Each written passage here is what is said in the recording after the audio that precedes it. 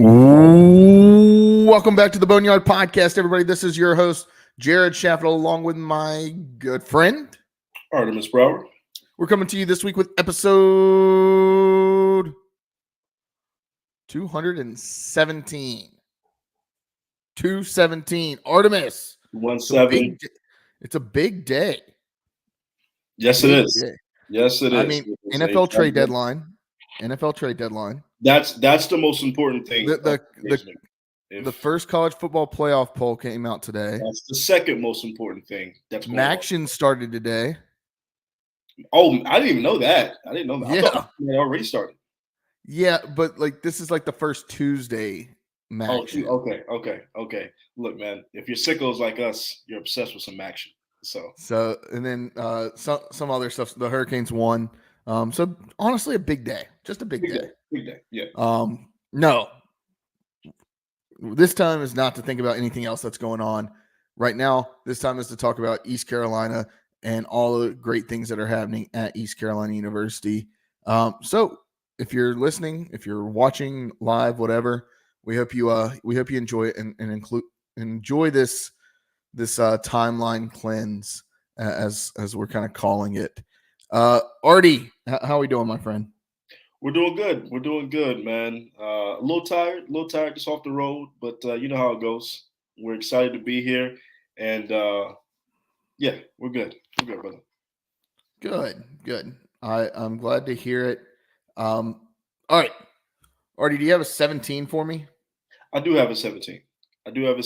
This one is close to the Carolinas, as everyone knows, as I have proclaimed here many a time.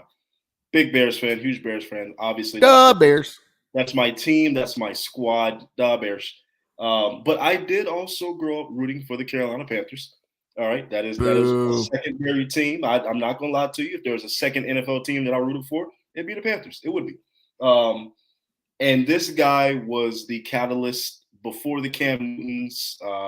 Really, the only quarterback in franchise history that was worth the damn in Carolina. And he wasn't that great, but he's the only one that's worth the damn. That is one Jake Delhomme. I gotta give Jake some love. Doesn't get talked about a lot. Doesn't, in my opinion, get the love that he deserves in the Carolinas.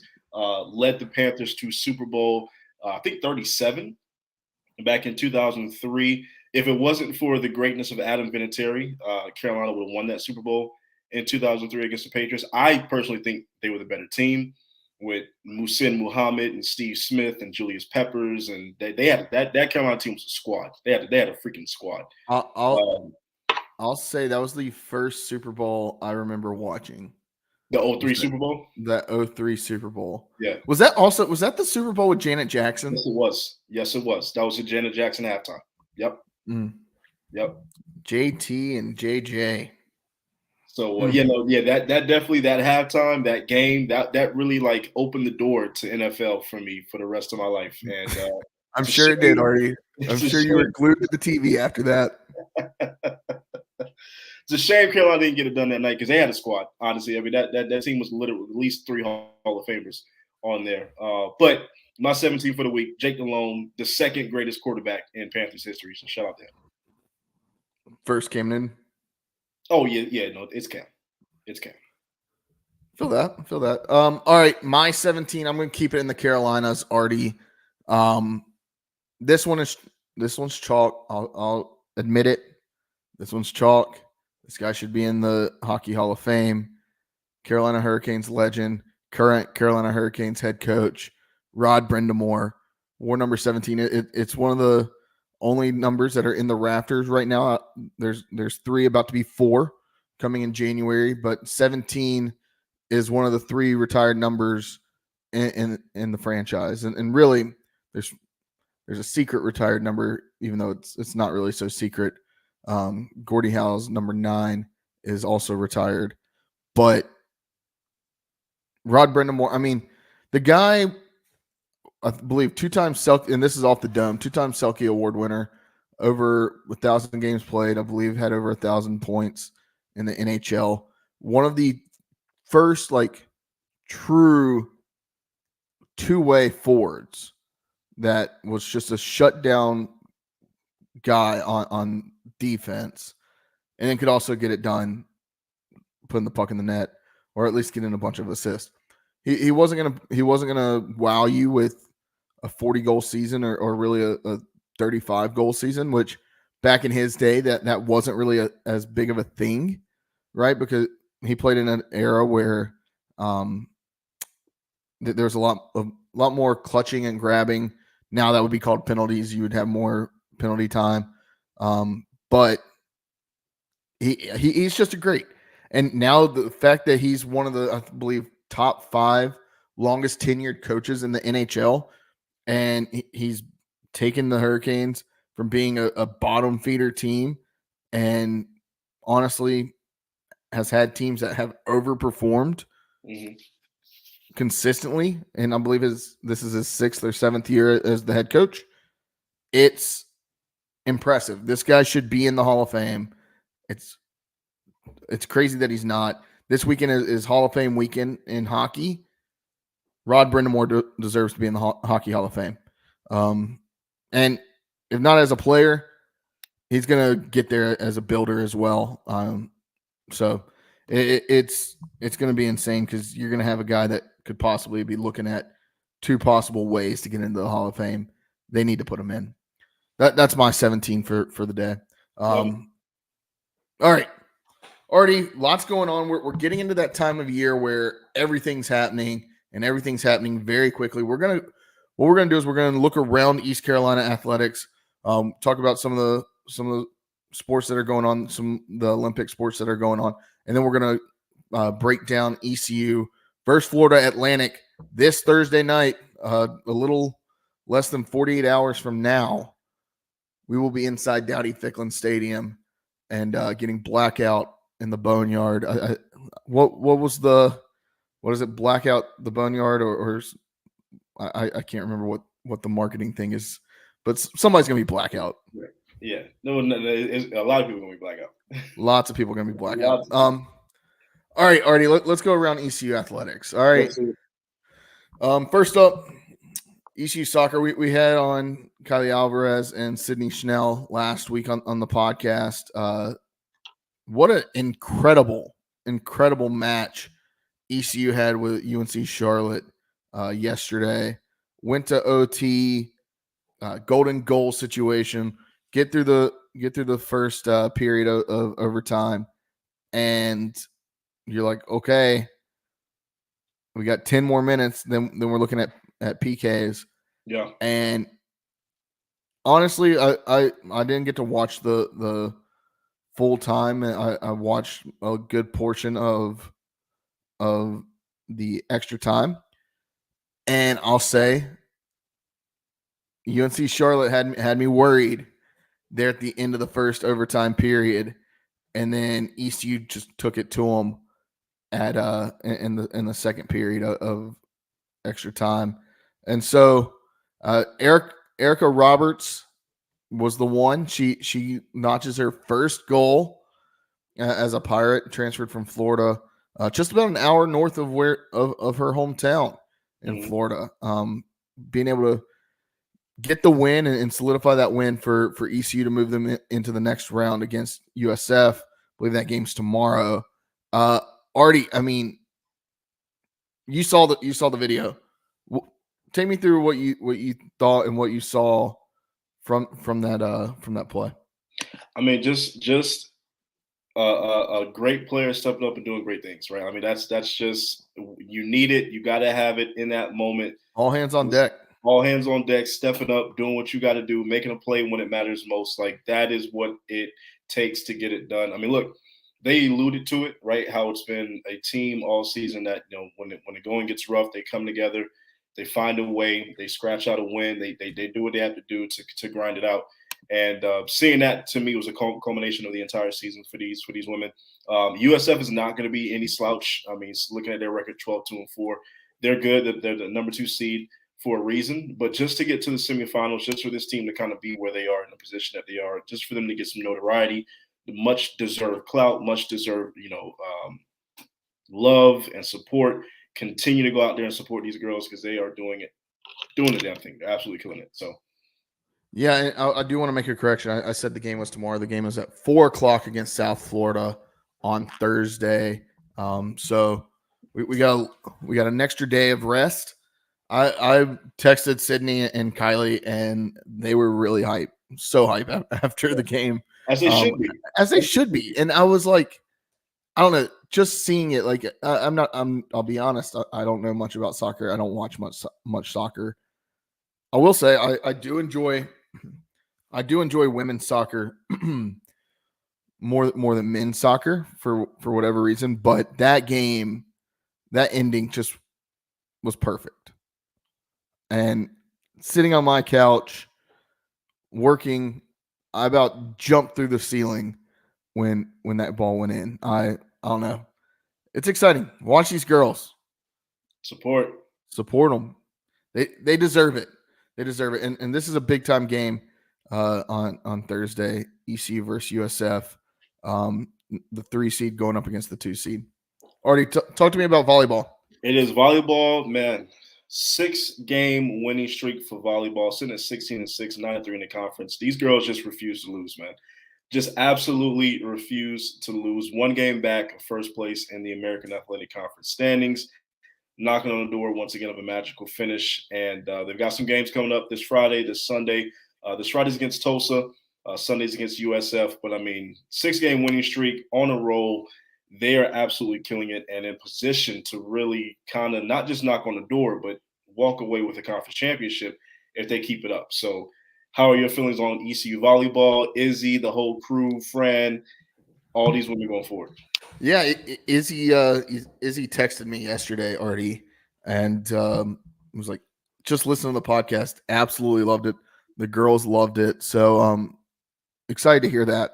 Mm-hmm. Look, their soccer and volleyball are on an upward trajectory, and it's one of those things where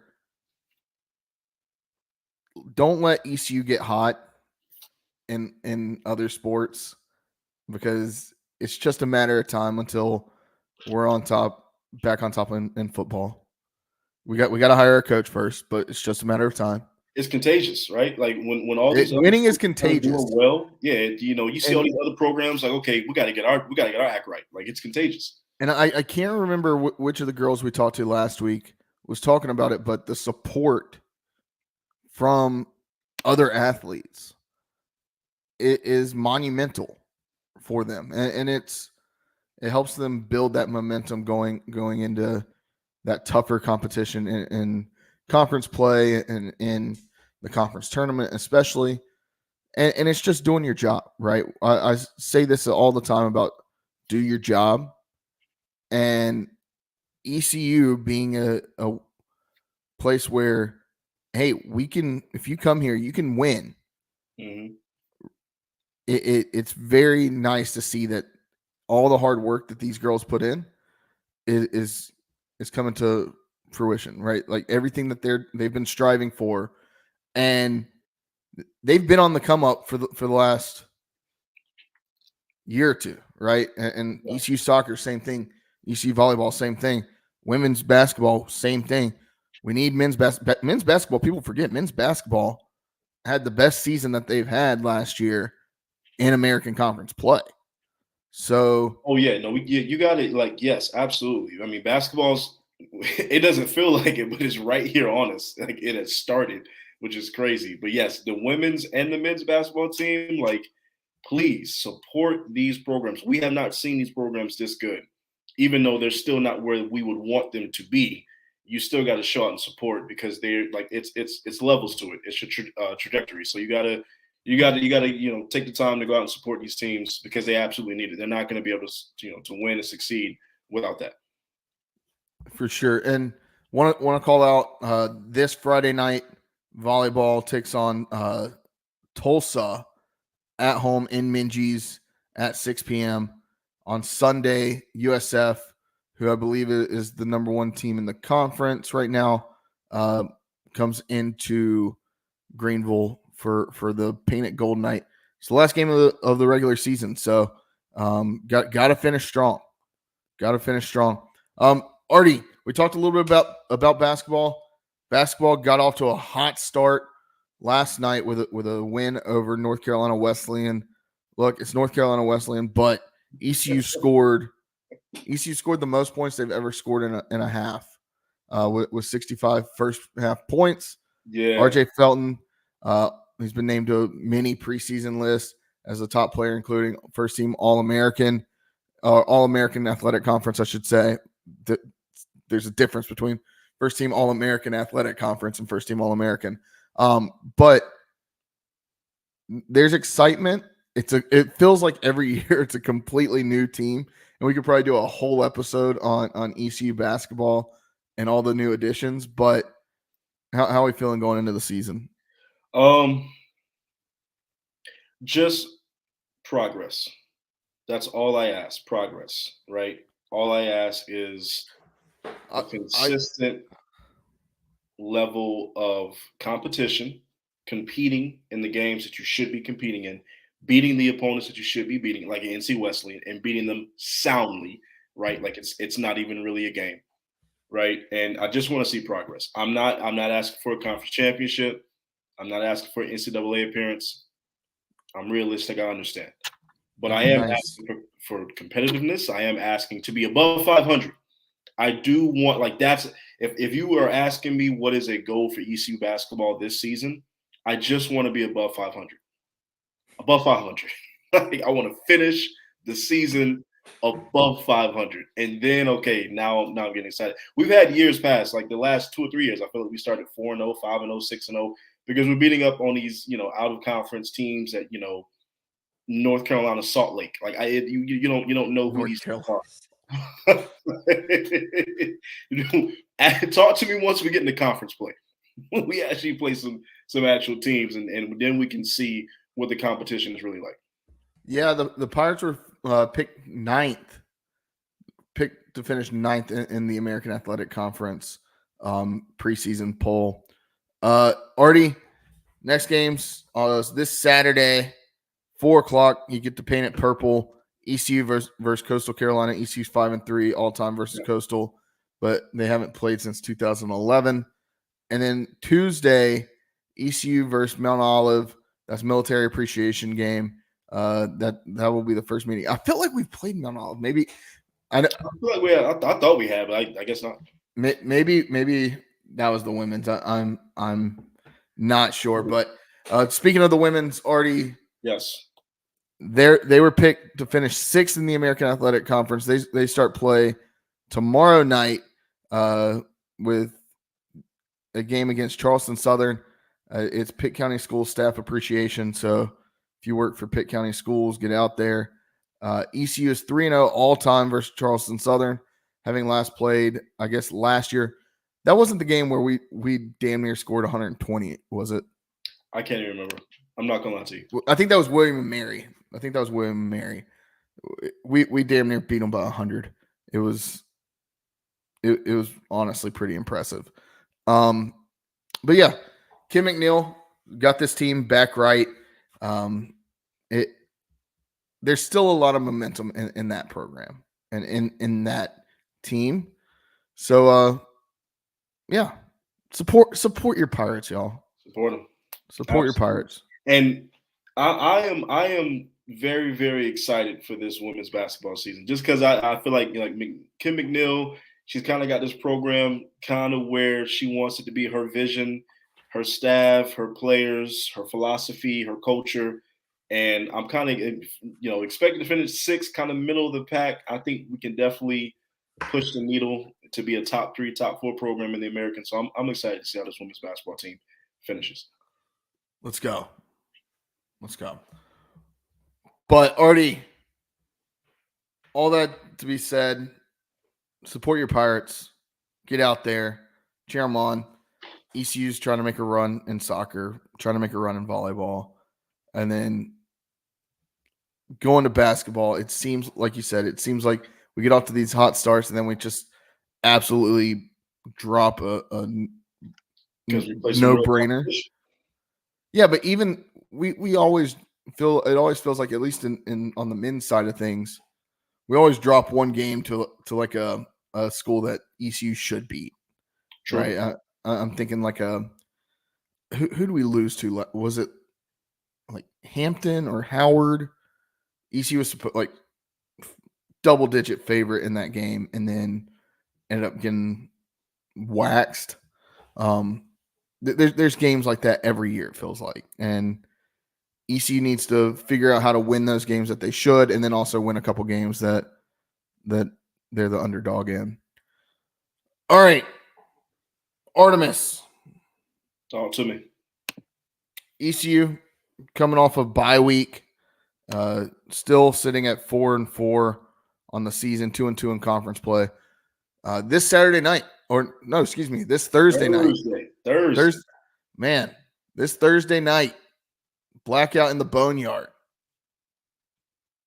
Florida Atlantic travels to Greenville. Look, Florida Atlantic was the sole team that ECU beat at the FBS level last year.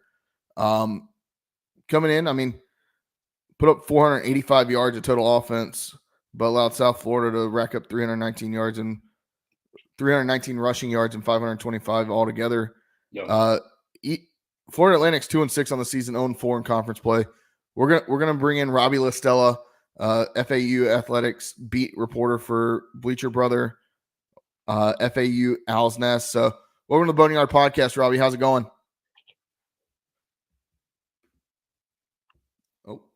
Oh yeah. What's up, guys? How's it going? Doing well. Sorry, man. I wasn't even looking at my screen. I was looking at my notes. No, it's all good. It's all good, guys. Thanks for having me on. For sure. But talk to me. I mean, this Florida Atlantic team, it seems like Tom Herman and his staff, seems like at times they have everything that should be put together, and then they just maybe underperform a little bit. Talk to me about this season for Florida Atlantic. I mean, you're 2-6 on the season, 0-4 in conference play. I mean, you played some tough competition at times, but what's going on down there in Boca?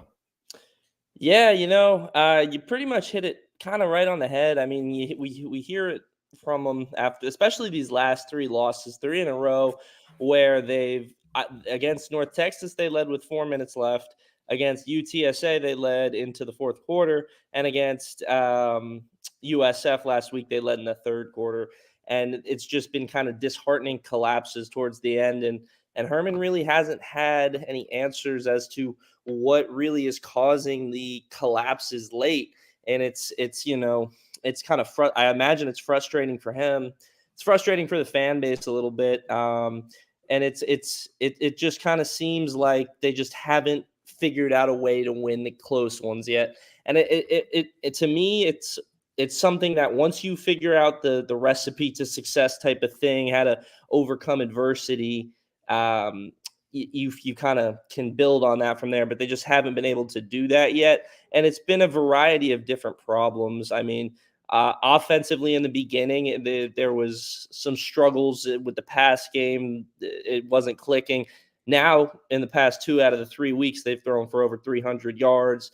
Last week, they got a big dose on the ground as well. So the offensive side of things is clicking, but then the defense kind of took a step back last week and against North Texas. So it's been up and down on both sides of the ball, and it's just been tough. But you hear the players and they come in and they talk about, no matter what, they want to play these last couple games hard for the love of the game. So we'll see how they're going to come out there. They're going to play strong. I haven't gotten the sense that the locker room has been lost or anything yet, but it's just been a tough start. Yeah, absolutely. And Robbie, I want to ask you specifically about Tom Herman, right? Because he came in, sexy hire, big name, coming from Houston, coming from Texas, right?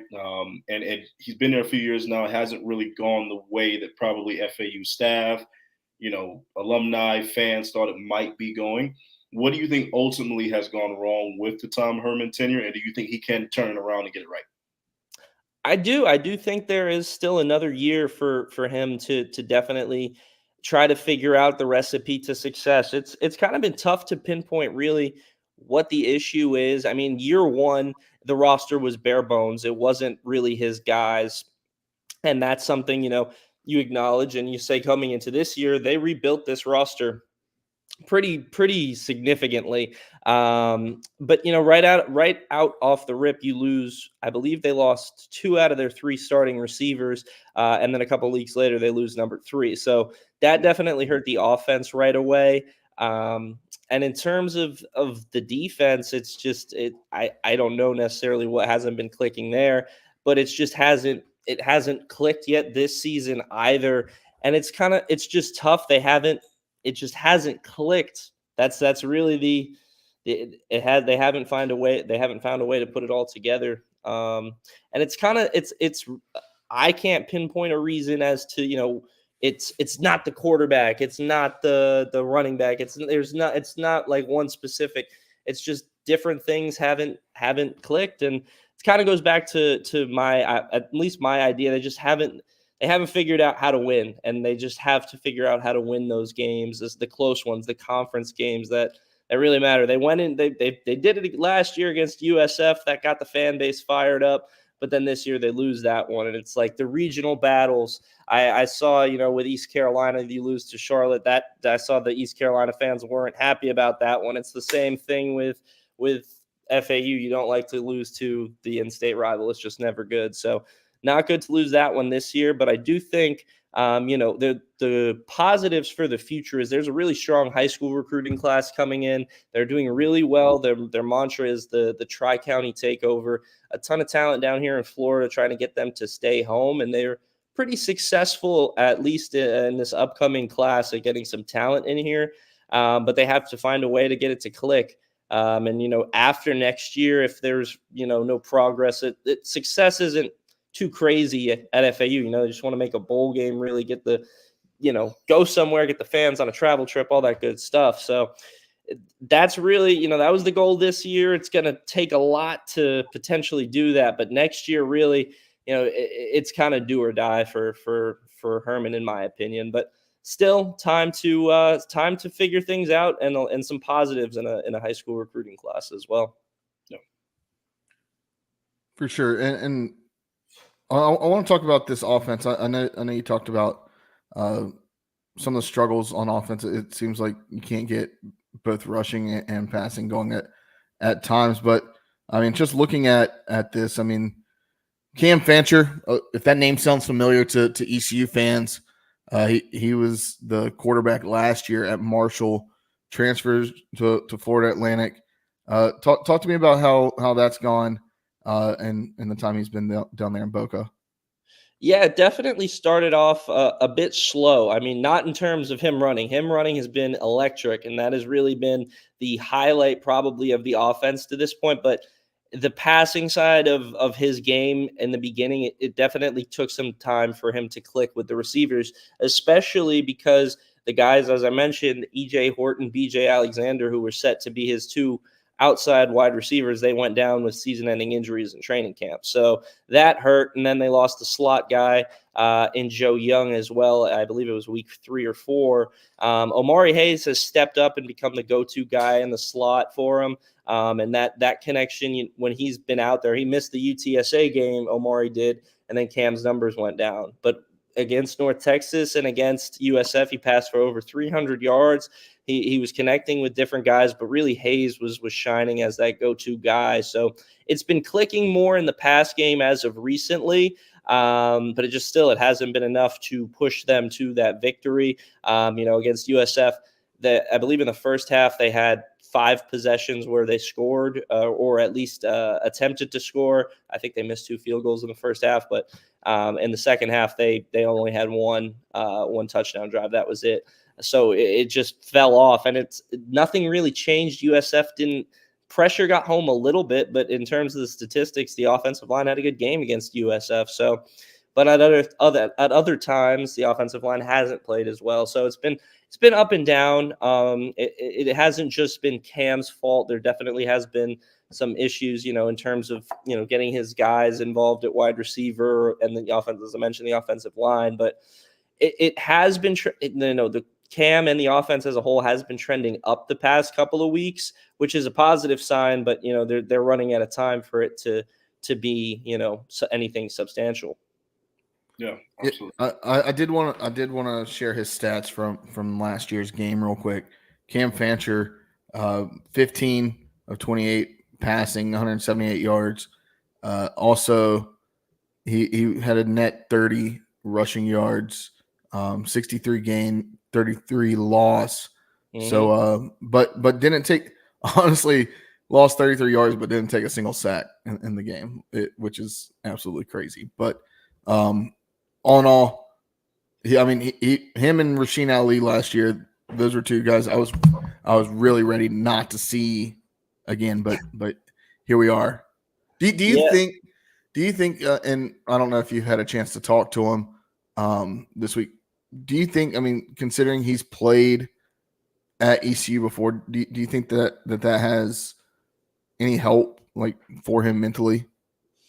With Cam, I think it's a really good trait. I've noticed he's stone cold all the time, very even keeled personality, ups, down. He's never really overexcited. He's never over down. So I don't think really I just don't think any type of atmosphere really bothers him. He didn't look overwhelmed at Michigan State, in my opinion, in the season opening game. He's he has a really good leadership side to him. And I think that's definitely helped him as a transfer quarterback in here. And also keeping that locker room up, despite the struggles. So I don't necessarily know if that'll help him at all. But it won't hurt. It definitely won't hurt having known what that environment will be like, knowing that, it's not just your typical run of the mill Thursday night, AAC game. ECU is going to have some crazy fans out there, and he's got to be ready for it. 100%. And I do want to, this is completely unrelated to the game that we have, but I have to, and I think Jared knows where I'm going with this. I have to ask, what happened with that exchange between Herman and Golish? Someone who's close to the program, someone who probably heard from 1,000 voices. What happened with that exchange at the end of the game? Y'all asked about it, right? One of y'all's guys asked about it. Yeah, I had to ask. I could tell they were about to end the press conference, and I was like, yeah, they might as well. He, at the time when we asked him, he said, I asked if there was anything substantial that occurred, and he said no, but I wish it was a conversation.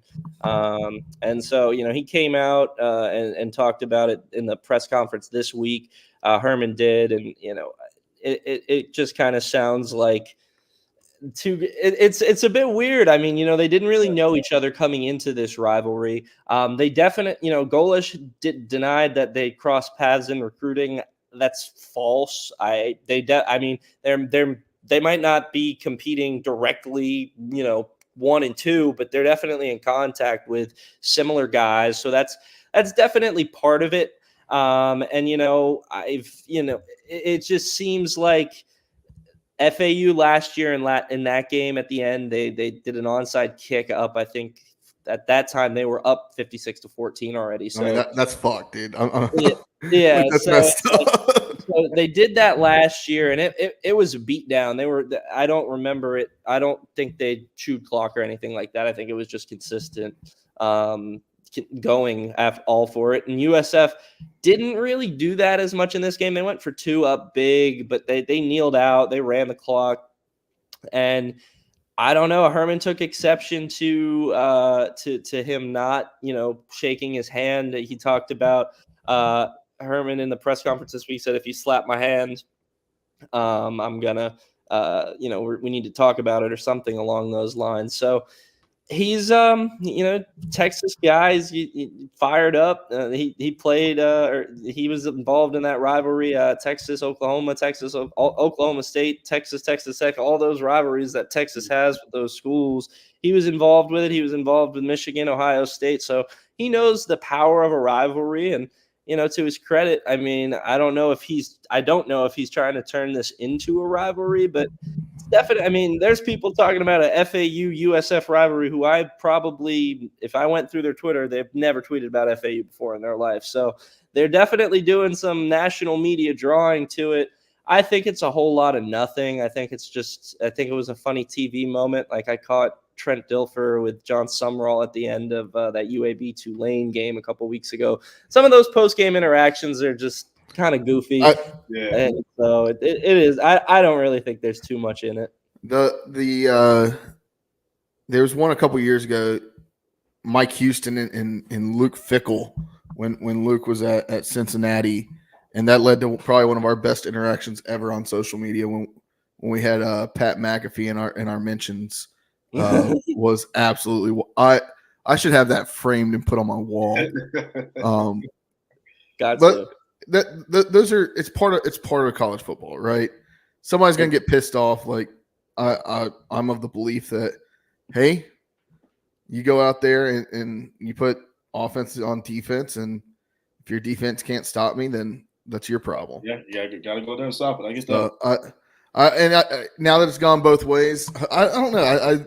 I would like to see this turn into a rivalry now that UCF is out of the conference. Look, I think USF and UCF, the war on I-4 will continue, but the fact that we can have a new rivalry in the state of Florida is always great for this conference.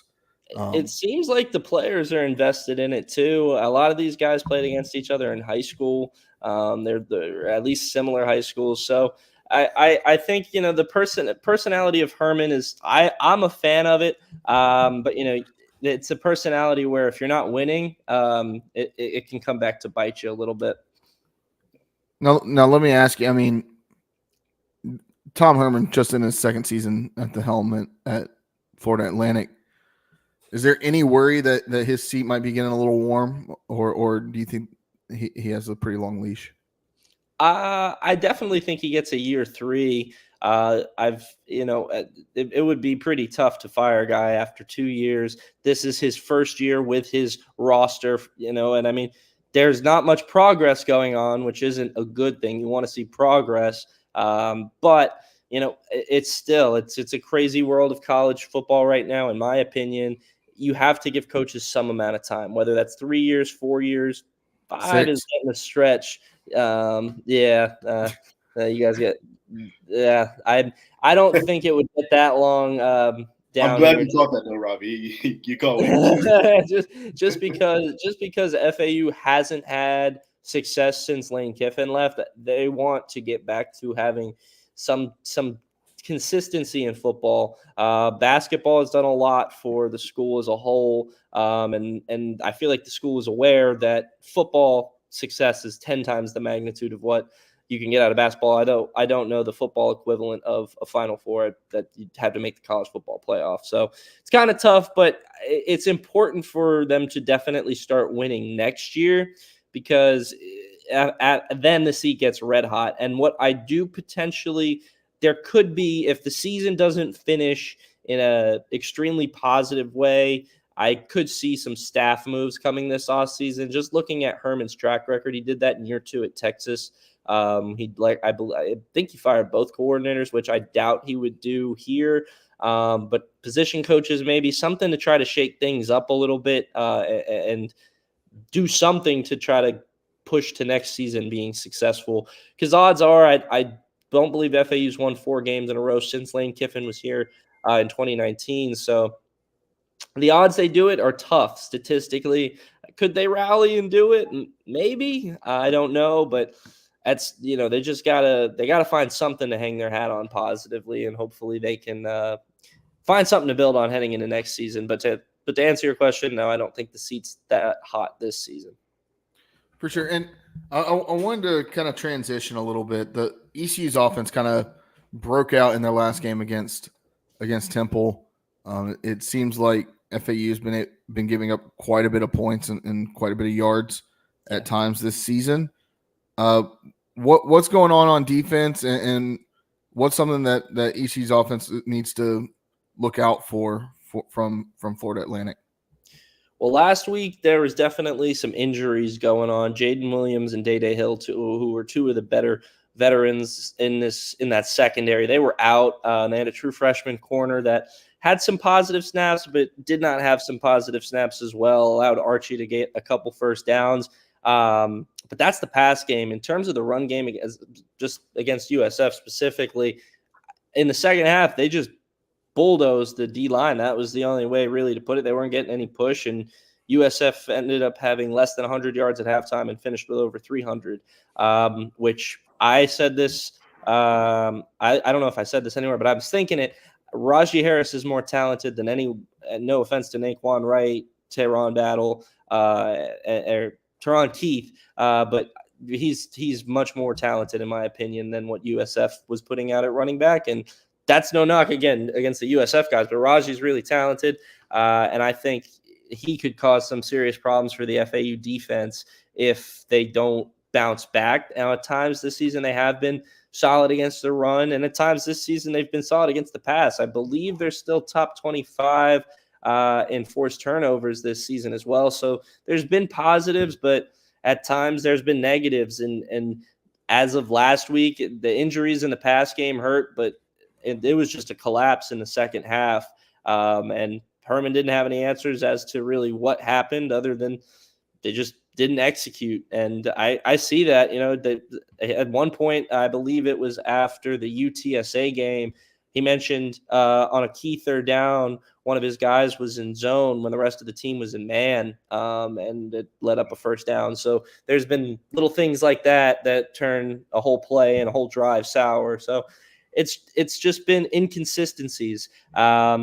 If FAU's unable to kind of pressure Katin Hauser at all and let him get comfortable, that's what happened last week. Not a lot of pressure got home. Bryce Archie, who struggled for USF, he got comfortable. And he didn't throw for over 300 yards or anything crazy, but he hit the passes he needed to, and they dominated on the ground. And I think with Hauser having a little bit more of an arm and a bit more, going on than Archie does throwing the ball, I think ECU, if they're clicking offensively and the defense is not for FAU, this could be a game, another big game like they had against Temple. But they've had some positives FAU has this year, and they're going to try to turn those positives into a consistent effort. But, we'll see if that's in the cards. Now, kind of going off of that, because with ECU sitting at 4-4, you don't know if you're going to get Jekyll or you're going to get Hyde, right? So we don't know what kind of ECU team we're going to get on Thursday. What game does FAU want to play? What game does FAU have to not only keep this close, but to walk out of Greenville with a win? Well, they're definitely going to need to stop the run. Excuse me. They're definitely going to need to stop the run. That's going to be key. I mean, that last week against USF, when in the first half when they were limiting the run, they were winning that game. When the USF backs broke through for 200-plus yards, the game got out of hand. That's going to be step number one. And then after that, it's going to be pressuring the quarterback, making Hauser uncomfortable. Against UTSA, I believe they had 6 sacks, something like that, and 20-plus pressures. And they made McCown uncomfortable back there, forced him to have as many turnovers as he had on the season. And that kept them in the game. But offensively, they had nothing going on. UTSA shut them down. So on the defensive side of the ball, it's going to be limiting the run and getting pressure home. Mistakes may happen, but if they can make Hauser uncomfortable, potentially force some turnovers, that's what the defense is going to look to do. It's not going to be a crazy blitz-heavy attack, but they're going to try to get after the quarterback, make him uncomfortable. And they got to limit the run. It's been a struggle recently, but that's what has to happen. And then offensively, it's going to be they have to get the run game going alongside Cam Fancher. This isn't going to be an offense where he's sitting in the pocket throwing 30 times. You guys have seen his game plan, how he played at Marshall is a very similar style of how he's playing at FAU. A lot of running around, a lot of motion plays, a lot of magician type work. The play will look dead, he'll break out of a sack and go for 30 yards. It's kind of insane, but that's not enough to keep this offense consistent. They need the run. When CJ Campbell is having success, this offense is successful. It kept them in the game for a while against USF. He had 3 touchdowns, 1 through the air, 2 on the ground. But in the second half, he was limited, and the offense as a whole was limited. So offensively, get CJ going, and then get Cam comfortable. Finding his guys at wide receiver. When the pass game was struggling early in the season, there was no go-to guy. It would be 3rd and 6, and there would just be no one to go to. And so find his guys early on in the game, get him comfortable, and then obviously get his legs going as well. But it's tough, though, because sometimes one little things with FAU, one thing goes wrong, and then it all goes bad. So they just can't beat themselves. They can't, especially with penalties and stuff like that. They just have to play clean football, and just hope the rest comes to them, because they've hurt themselves a lot this year. Herman calls it touching the hot stove. That's his word for it. Sounds like an ECU thing to do. Yeah. Yep. So if they play clean football, they've got a chance to stay in it, but they still have to find some way to finish it. Because that's been the issue all year. For sure. All right. Well, Robbie, I appreciate you coming on the Boneyard podcast. Will you be in Greenville this Thursday? Unfortunately not. I just left. I was actually in they opened the season in Ohio for men's basketball. We went up there for that. So I'm tapped out, but I'll be tuning in on TV for sure for that one. I was bummed though. I didn't know it lined up like that. I've never been to East Carolina, but I'll try to get up there for a basketball game this year. I think FAU does play on the road up there. So I believe so. Yeah. The FAU game I always think back to is back in I guess it would have been 2013. It was really the first blackout game that ECU did. And of course, this weekend is blackout week. And Justin Hardy made the most insane catch. He did the OBJ before OBJ did OBJ, and it was ruled incomplete. I was sitting right on the goal line. That was a catch. It should have been a touchdown, but Conference USA, just like the American Athletic Conference, hated East Carolina for whatever reason. So, but no, I always think back to that game, because that, if you're an ECU fan, you know exactly which catch I'm talking about. Yeah. But those are the dark days of FAU football. The dark days, I believe, of 2013. Yeah, I think that might have been Partridge. I believe that I was in elementary school at that time. So Jesus, yeah. No way. Yeah. I'm 22. No way. Oh my goodness, bro. I was 9. Jared, why did he just expose us like that? So you're 22. You were in elementary school in 2013. Artie and I were freshmen in college. Hey man, we're only 7 years. We're only. It's only a 7-year difference. It's okay, you were like in 5th grade. Right. Yeah, I was 9. Yeah, I was 9. Mm-hmm. Yeah, okay, makes sense. Yeah. My first FAU game that I saw them. I grew up in the area. We went to a couple of games, but I saw them on TV, and they took UF to the brink of overtime, and I was like, they're pretty cool.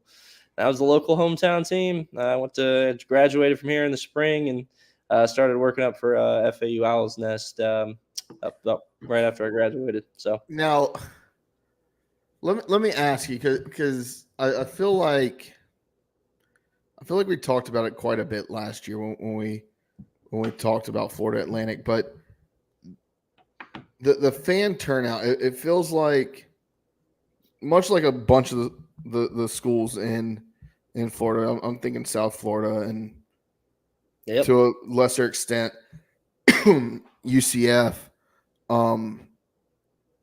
It seems like the local fan turnout isn't really like not there much there. Of course you have your alumni turnout, but I feel like if you're going to school in Boca and then you're going on, you're probably not living in Boca Raton. Not most people, no. Right out of college, because you probably can't afford it. But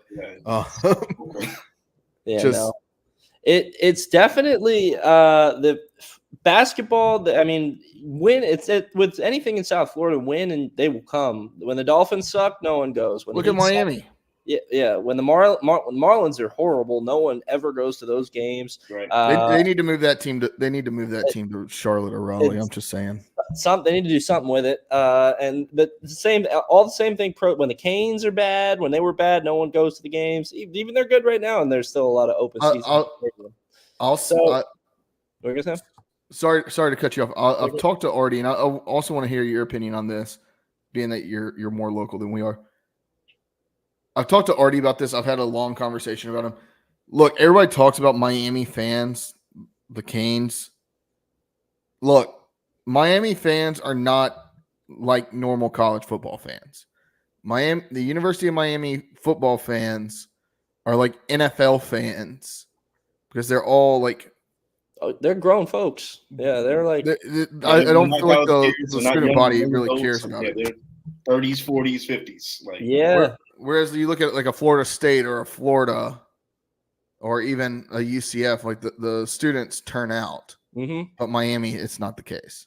No, it's tough because you got to take like a 30-minute drive through traffic to get from campus over to that stadium. So and kids in Miami, South Florida, there's a million things to do besides go to the sporting event. You can go to the club at 6 in the morning if you want to. Take a booze cruise. Yeah, Get, you can do. get stranded on an island.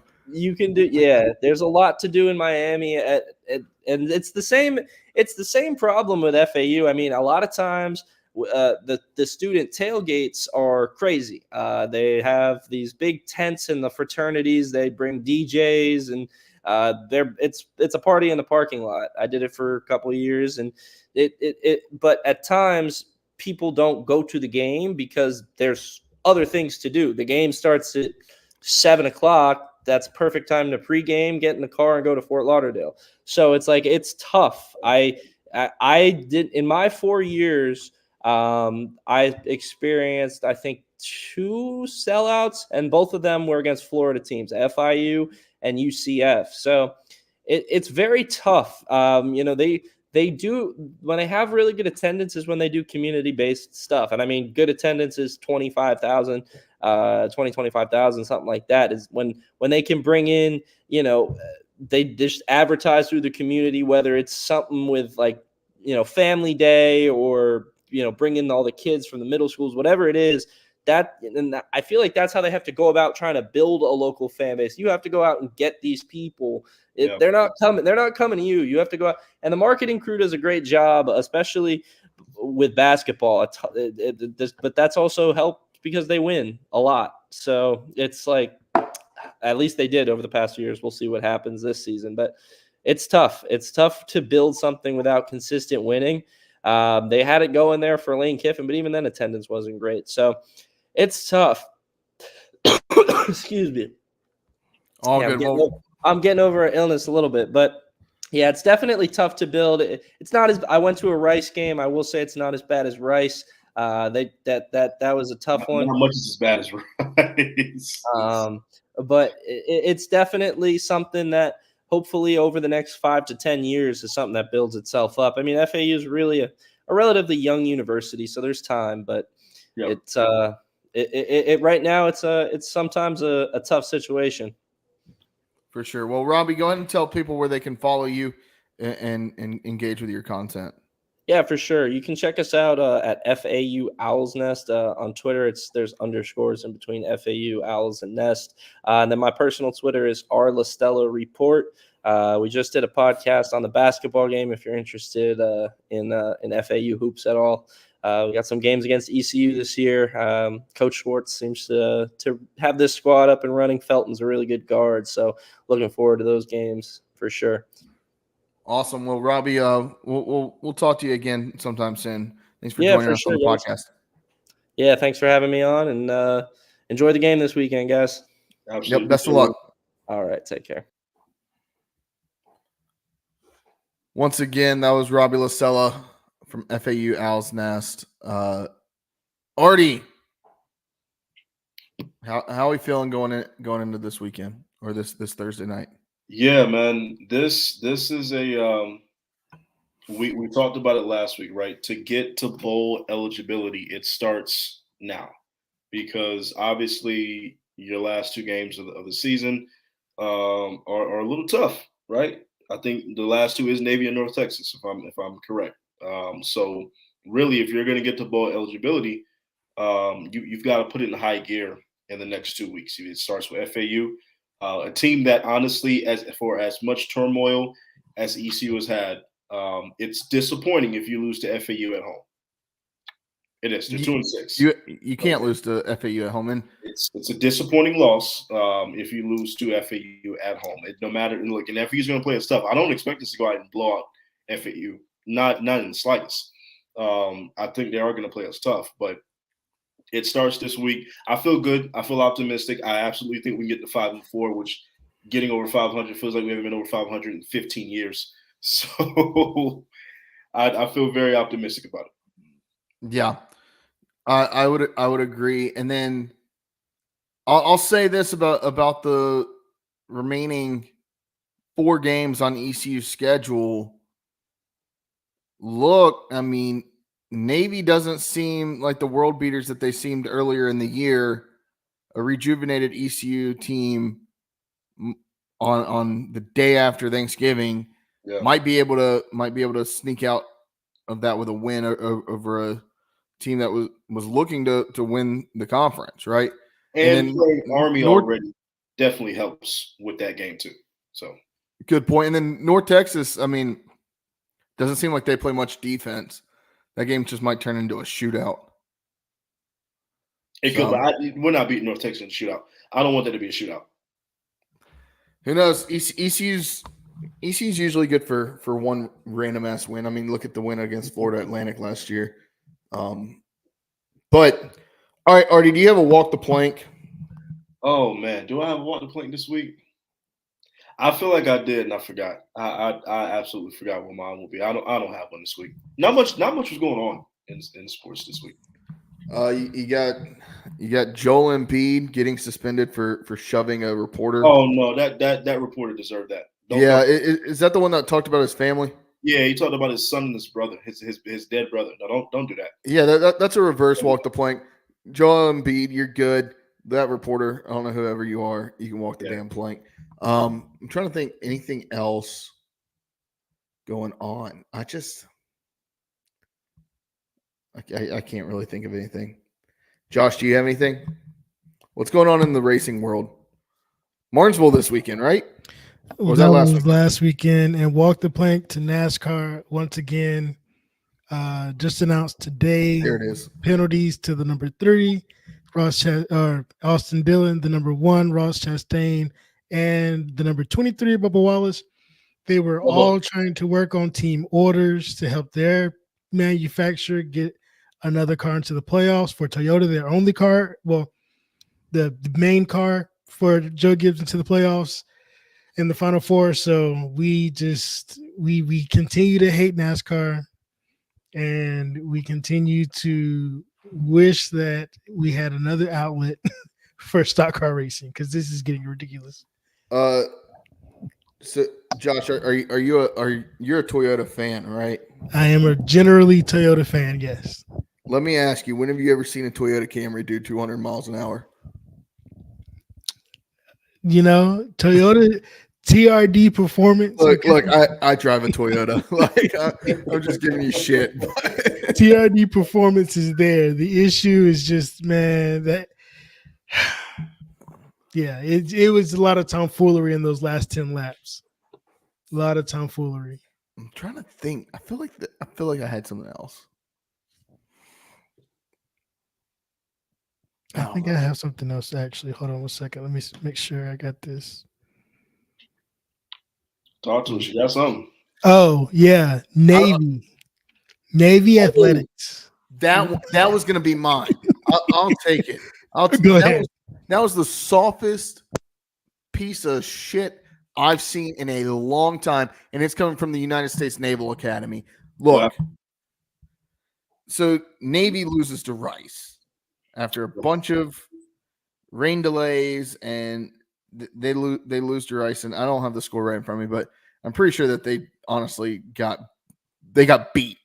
It was by double digits, was it not? I believe 18 points to Rice. Dang. To Rice. And then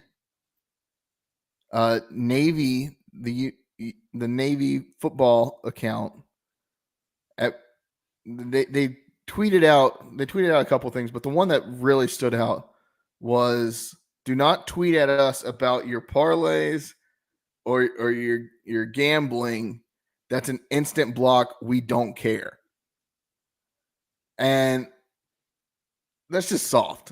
Like, you run the social media account for a football team that should have won, that was favored to win, and then you lose, and then you're upset that people are tweeting at you talking shit in your mentions about costing them their parlay.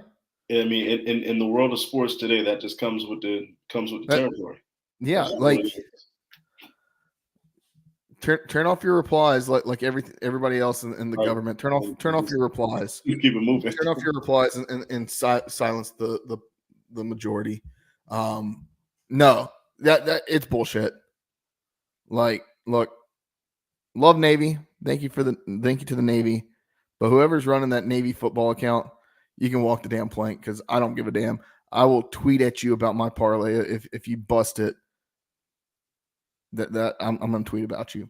Also, that's gonna be another walk the plank. My parlay Saturday afternoon. It was, I believe, a 5-leg parlay. 4 legs hit. The only one that didn't hit, I had Georgia minus 14.5, and they won by 14. Talk about a bad beat. I told you Florida was going to cover. 14. You mean to tell me I can't get 1 point? And then I was like, oh, am I going to backdoor cover? Or, like, they did it kind of weird at the end of the game. They kind of, like, the running back kind of ran hard through the line, got the first down, and I was like, oh, like, is he, like, actually going? He wasn't. But I was hoping that somehow, like, some ways, something would happen. But I was kind of pissed off. Everything covered. I'll share my bet. My bet, Josh, if you have it in the group text, you can feel free to share it. My bet was Indiana minus 7.5, Carolina minus 2.5, Oregon minus 14.5, Georgia minus 14.5, and SMU minus 7.5. Everything hit except for Georgia minus 14.5. They won 34-20. That was tough. And all your other ones hit by a lot too. Yeah. No, that and honestly, that was the one that I was honestly probably most comfortable about going into it. God, I hate gambling sometimes. That would have won me some that one would have won me about $330. Oh well. All right. Speaking of gambling, please bet responsibly. But let's get to gambling corner. How are we doing from a standings perspective? I feel like I had a pretty decent week last week. Maybe I didn't. You actually had the best week of all. All 3 of your outrights hit, 2 of your spreads, and 1 of your over-unders. Artie, same for you, of all 3 of your outrights, 2 of your spreads, and 1 of your over-unders. And I performed horribly, so I'm not even going to talk about it. Well, how are we standing right now? Like who's leading? Overall, let's see. I feel like I should be in first place right now. It's gonna be tight between you. Let me make sure that it updated. Yeah, I think it did. All right, so Jared's 31-13 outright. Me and Artie are sitting at 30-14. Ooh. Against the spread. Artie is up 23-21. Jared and I are tied at 22-22. And for the over-under, Artie is ahead 26-18. Yes, sir. Jared's sitting at 24-20. And I'm sitting at 23-21. So I'm your overall leader. That's in a nutshell. This is where this is at. Generally speaking, yeah, you are the overall leader. I like it. Mainly your over under is really what's propelling.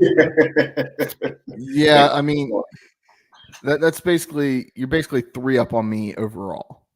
Yeah. Really 2 because I've got the I'm winning in the outright. We're getting to the nitty gritty, fellas. It's November. Getting to the nitty gritty. Yeah, and this week we have some close calls. So, kick it off with the American Conference game. Navy versus USF. Navy is a 3.5-point road favorite. And the over-under is 57.5. I'll go ahead and let you guys know that Navy will not win this game. So I'm going to go ahead. USF also to cover. And for the over-under, I'm going over. Navy are frauds. Yeah, I agree. I think that's why I put it on here. I think South Florida beats Navy outright. So, of course, I think they cover.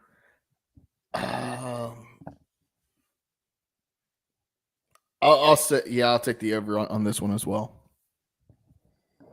Ooh. Okay. This is one of those. It's like, this is a toss up. I can't agree with y'all. I gotta take Navy. I think Navy gets right. I think Navy gets right in this one. I think it's in Tampa, so obviously South Florida sitting at 4-4, trying to get right, get above 500. Same way ECU is trying to do. I could definitely see them winning this game, but I'm gonna go against the grain. I'm gonna go Navy. I am gonna take the over in this game. I'll take the over, and yeah. And the spread? Yeah, let's say the spread. You got to put your spread on the line. Well, Navy's favorite, right? Yeah. Yeah, but 3.5.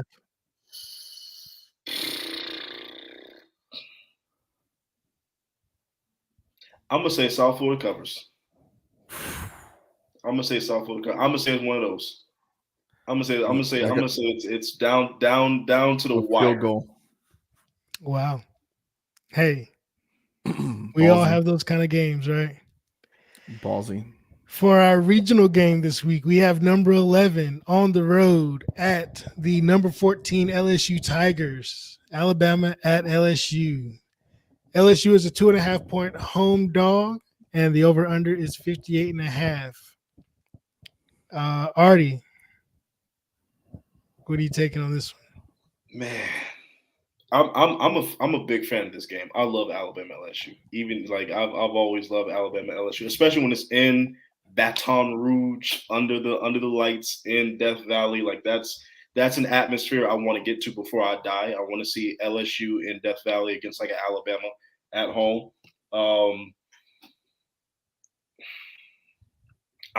This is one of those games that are so evenly matched to me. I'm going with the home team. Alabama's looked suspect at times this year. LSU has looked suspect at times this year.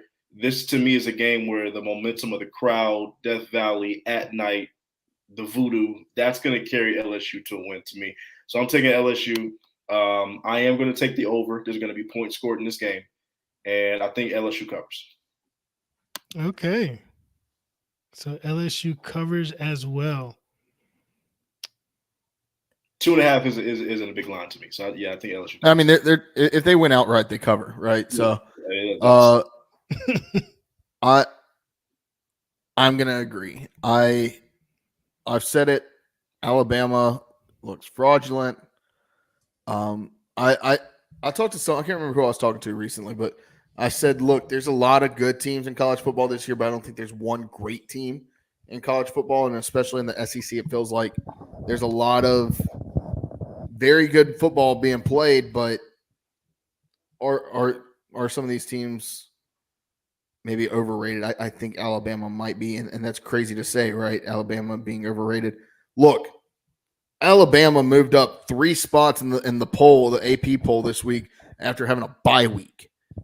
If that's not bullshit, I don't know what else. The AP poll is such shit. The AP poll is such doo-doo. So, you can't lose a bye week. Yeah, I mean, I don't.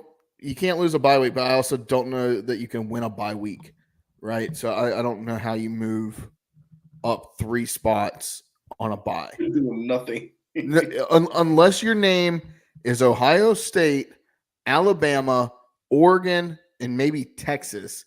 Those are the only ways you move up 3 spots in an AP poll on a bye week. I'm sitting on the couch. What'd you do? Have a good practice and you moved up 3 spots? On the couch. Nah. Give me LSU to win outright. So of course LSU to cover, and I do agree. I think there's going to be a lot of points scored in this game. So I'm going to take the over.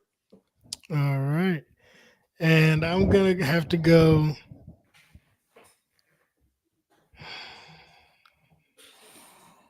This is a tough one for me, man, because I really don't think.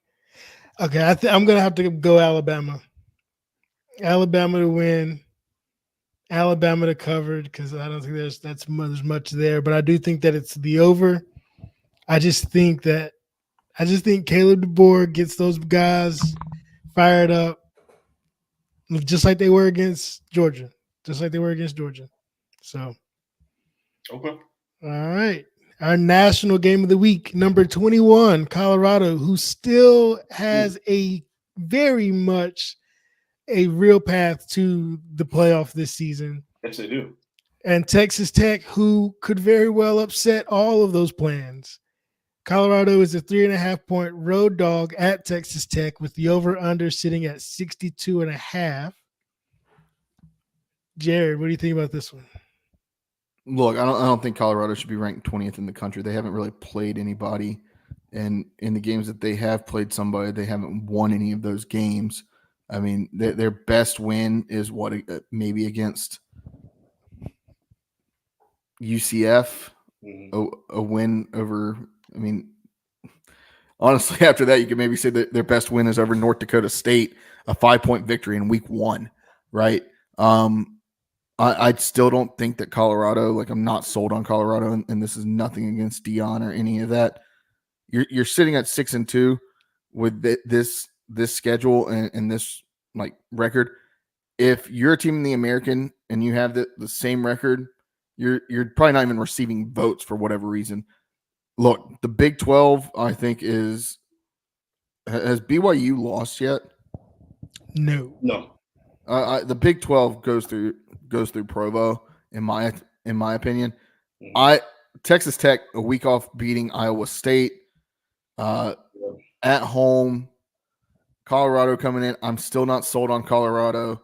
I'm taking Texas Tech to win this game. Texas Tech is the underdog, the dog, right? Yep. Okay.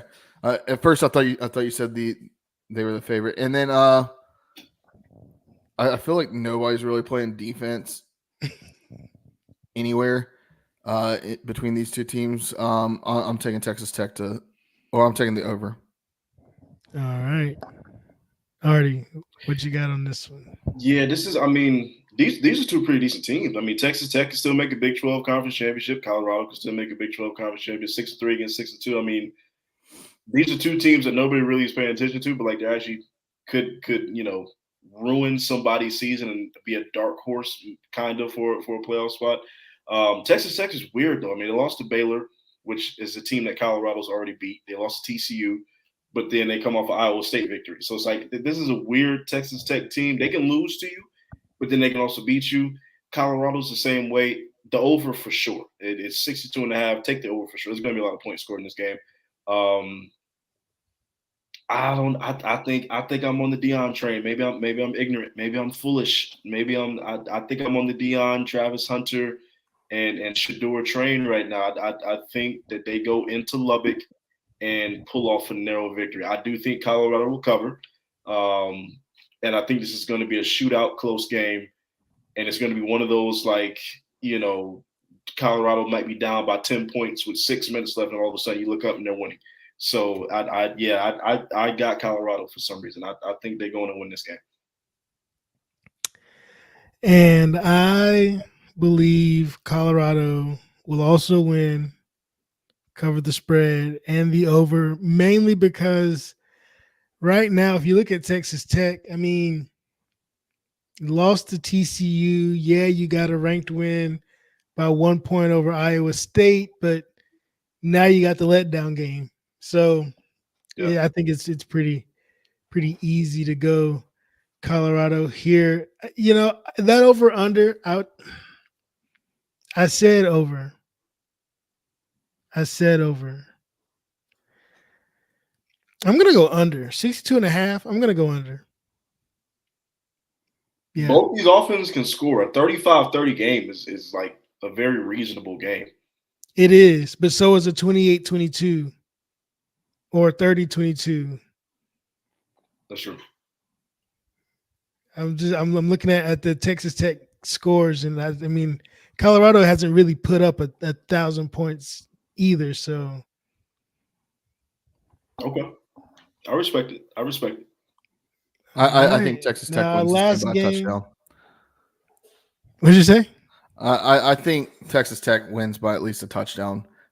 Like I don't know. I'm just not. I haven't been sold on Colorado all season. Just like I'm not sold on Alabama, and it's insane to me that both of these teams are really still in contention for a college football playoff berth.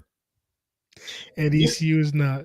Give Colorado credit though. I mean, one win 2 years ago. Now they're at 6. I mean, they Deion building something a little bit. You gotta give them a little bit of credit. Yeah. You also haven't played a damn soul outside of Kansas State. I mean, I'll give you that. I will give you that. Like you quite possibly one of the weaker schedules in the P5. I will give you that. Just saying. Yeah. The game of the week for the Boneyard podcast: Florida Atlantic University Owls visit the East Carolina University Pirates for the night of the Boneyard blackout game. I believe it's a 7:30 kick, or is it 8? It's 8. Oh, it's 8 o'clock kick. Yeah, 8 o'clock kick. Look, my grandmother texted me today and said, "Hey, I know the game's at 5 o'clock." I was like, and it about gave me a heart attack because I was like, "Ain't no way this game's at 5 o'clock, is it?" ECU is a 7.5 point favorite. Sorry, that is incorrect on the screen. ECU is a 7.5 point favorite right now, and the over/under is 57.5.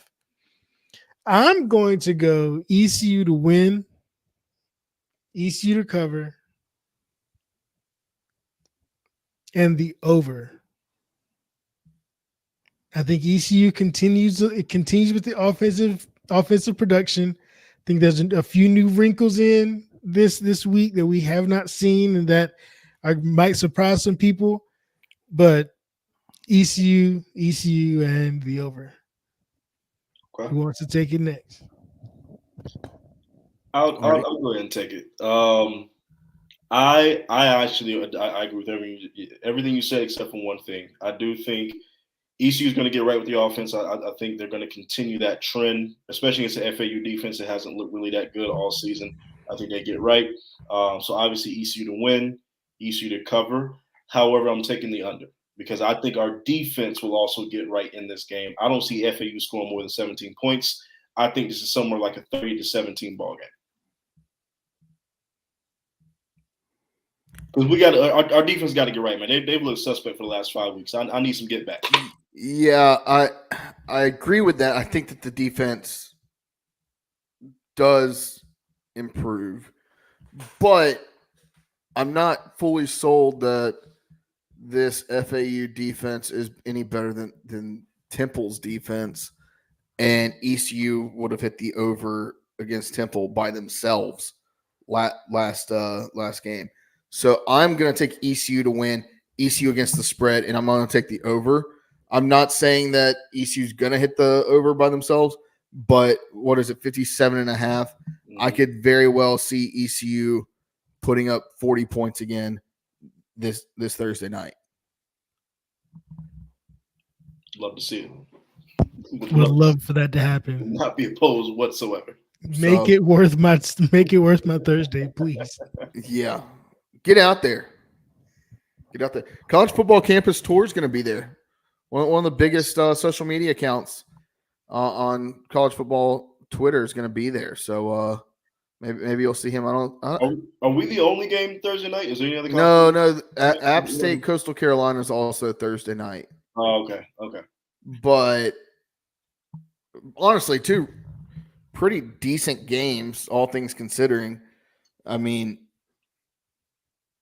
that App State game, I believe, is I think the spread on that one I saw was like 1.5 when I was checking yesterday. today. So that's gonna be a good game. But and did we get bumped to ESPN? I know originally we were on ESPN2. I saw something about. I was on ESPN too. What I saw. I saw on the graphic from ECU when they tweeted out that they said ESPN. I'm not sure if it's changed, but they're going to be on one of the two networks. If you got ESPN. one, you have the other. So is Dan Mullen going to be in Dowdy? Who's the? I wonder who the crew is. Let's see. Now that's who we need to get from the booth on the sidelines at East Carolina University. Let's go get us Dan Mullen. I mean, he was here last year for the Thursday night game and absolutely loved it. That's who we need on the sideline right there. Him and Todd McShay were there. Todd McShay bumped into me in the damn cafeteria up in the press box. Made me almost dump barbecue sauce all down my shirt. Todd bowled you up. Or is Todd McShay? Is he the short one? Is he the shorter one? I thought, yeah, that's what I thought. Yeah. Spike hair. Yeah, Spike hair. Yeah. I'm pretty sure that's who it was, but didn't run into Dan. Saw him, but I didn't actually cross paths. I saw him talking to the coaches pregame. But all right, with Dan. Look. Dan Mullen had a lot of good things to say about East Carolina University when he was here last year. I would not be opposed to Dan Mullen being on the sidelines next year At for all. ECU. Just gonna say that. All right. Good episode, y'all. Short week this week. We got another short week next week. ECU plays Tulsa on Thursday night, so we'll probably be rolling out again on a Monday or Tuesday night next week. So stay tuned for that. Want to close it out. I do want to give a shout out, Artie. I know you and I know I texted you about this yesterday, and I briefly shared this with Josh pre-show. Some sad news coming out from. I know I was shitting on Navy earlier, but some sad news coming out of Annapolis. Longtime friend of the Boneyard podcast, and really like a good friend of the Boneyard podcast and somebody that I've talked to outside of just sports and the podcast and just talked to about his career and life. Pete Medhurst, he was diagnosed with brain cancer, I believe last week. I kind of was late to the news. Apparently all this kind of transpired in the matter of 48 hours. But last week, I believe they found a tumor on his brain. And they performed brain surgery on him last week within 48 hours of that and removed the largest tumor, which is great. But it sounds like he's not out of the clear yet. So he's going to start chemo and radiation soon. I don't know if he's started yet. I reached out to him.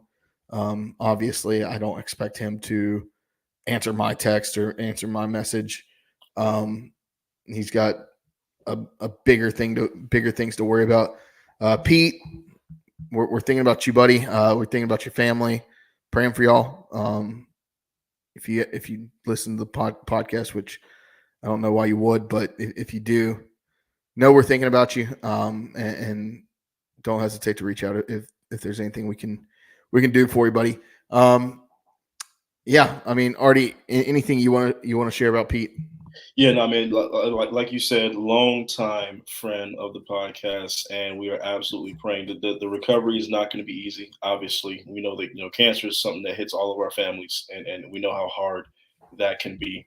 But he's a midshipman and he's a fighter, and so we fully expect him to bounce back, do what he's got to do, and fight this thing. So we're praying, and we are always here. And this obviously is beyond sports, so. Making sure that he's in a good spot, reaching out, anything we can do, absolutely. So, just praying for a speedy recovery for Pete. Yeah, and I do want to give a stat real quick. I mean, Pete hadn't missed up until this past Saturday. He hadn't missed a Navy football game since 1997. as the play-by-play voice for the midshipmen. So that's love. He's our guy. Pete is our guy. And I want to also shout out James from Brigade Review who tipped me off. I hadn't seen the news. Obviously, I'm not necessarily searching Pete Medhurst's name every day or every week. But he's the one that kind of tipped me off to what was going on up there. Yeah. And but yeah, Pete's a fighter. He's gonna get through this, and when he's healthy, we're gonna have him back on at some point in the future, because facts. Always look forward. I hate playing Navy, but I always look forward to when we get to talk to Pete Medhurst. Yep. All right, Artie, that's all I got. Lastly, whatever happens tonight, we're all pirates. Love your neighbor. Make sure you follow us on social media at Boneyard Podcast on TikTok, Twitter, Instagram, Facebook, whatever. Subscribe to us on YouTube. If you don't already, what can they do? Walk the damn plank. Leave us a review wherever you listen to podcasts. 5 stars, you're a best friend of the podcast. 1 star, you can walk the damn plank. Artie, let's get the hell out of here. Go damn Pirates. Facts. Hey, look, Pirate Nation, like Jared said, whatever happens tonight, it's not going to actually ruin your life. All right? Continue to be a good human being. You know what to do. Let's get this dub on Thursday. Let's get the 5-4. As always, we love you. Wash your hands, wash your butts. Deuce. Peace.